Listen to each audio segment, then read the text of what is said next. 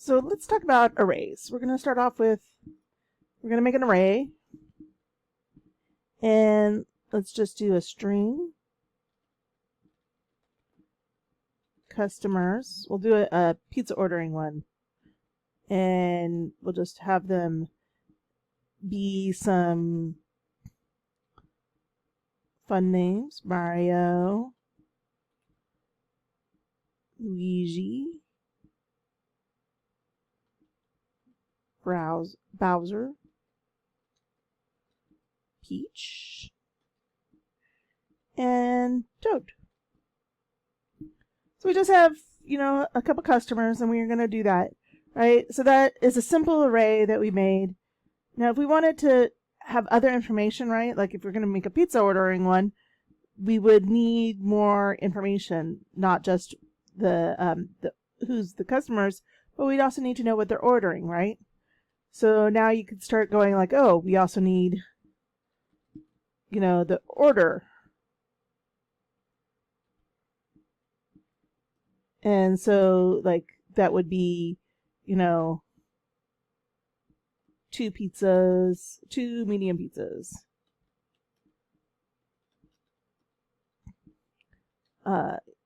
Luigi, he ordered a large sausage pizza.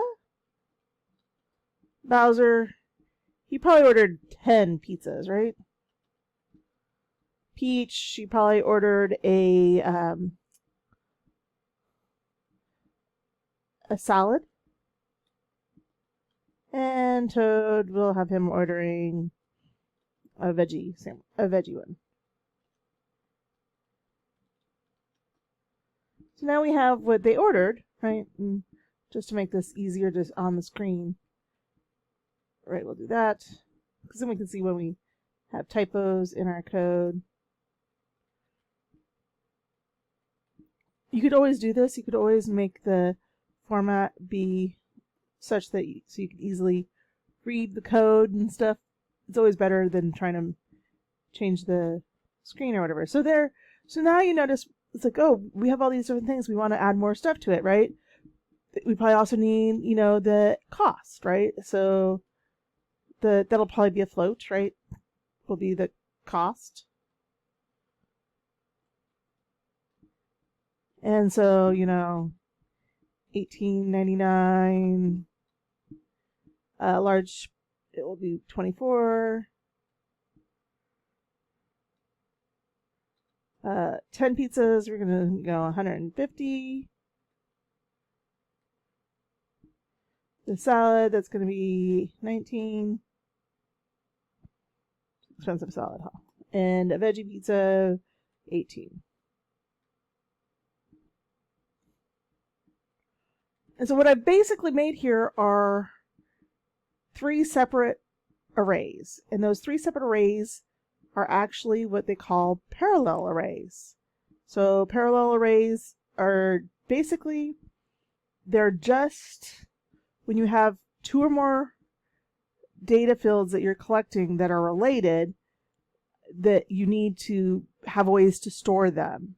And some of the issues about a parallel array is, right, if I want to do anything with these, I have to make sure that I do it with all of them, right? So just let's say, right, I want to print out these.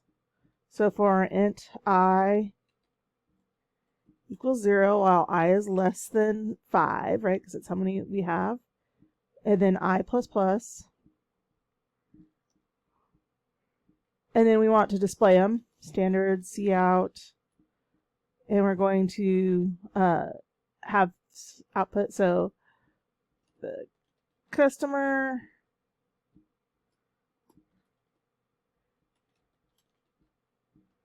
sub I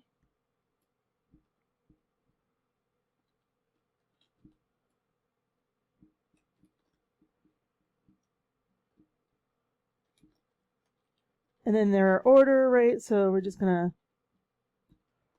ordered orders sub I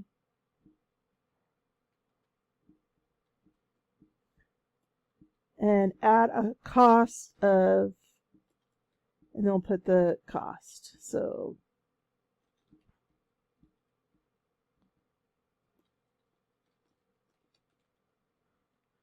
now when we run this, it should, and we don't need the hello world anymore, so we'll get rid of that. So compile. I always suggest compiling first. You can just do run and it will do the compile first if you haven't done a compile. But I always like to do it just to make sure that I get the warm fuzzy, that nothing I did caused any errors. And then we hit execute. And so now you can see, right, we went through the 5 orders. Did we go through all 5 of them? Mario, 2 pizzas, Luigi, large, Bowser, 10 pizzas, Peach, she got a salad, and Toad, pizza, right? So I printed out all my orders and I did that. And so this is a parallel array, right? It's, you have more than one data that you need to be collecting and you're doing that. And the thing is, right, some of the problems with this, like if I wanted to make this a function, right? Usually we want to have all these things in a function. I'm going to come up here and say like print order. It's going to be a void. And I'm just going to paste this data in here. And so then I need to pass it all of those things, right? So I need the standard string customers and standard string order and standard, or no, just the float cost.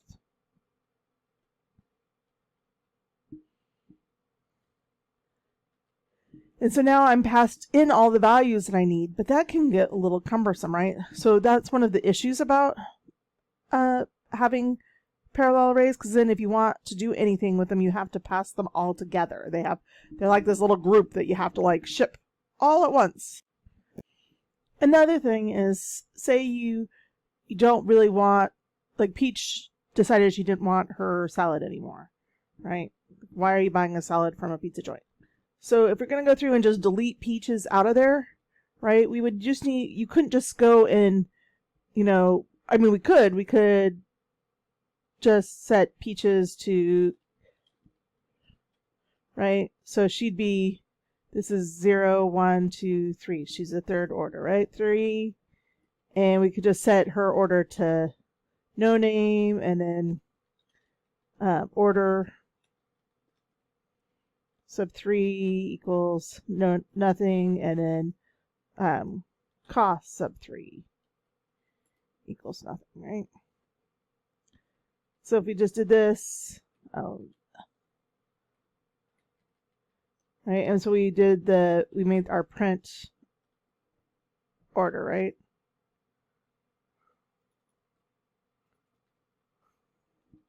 And we had to pass in customer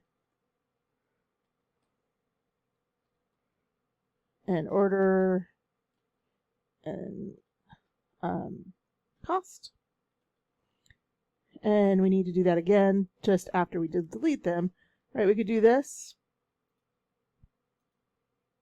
And so you can see kind of, right, we got our normal order and Peaches in here, right? And then we did it again, Mario, Luigi, Bowser, and then we have a blank one and a 0 cost, right? And then Toads. So that's not really ideal. We'd have to, but basically what I'm trying to get at here is anything we did for one, we have to do with everyone, right? So if we wanted to move them all, we wanted to insert one, all of that, you have to do it on each one of these. You have to pass it to each one of these. You have to hit every one of these, and it can be just a little cumbersome of typing it out. So this is a parallel array. So the best bet to combat this is do a struct. So we will cover structs in the next video. So see you in the next video.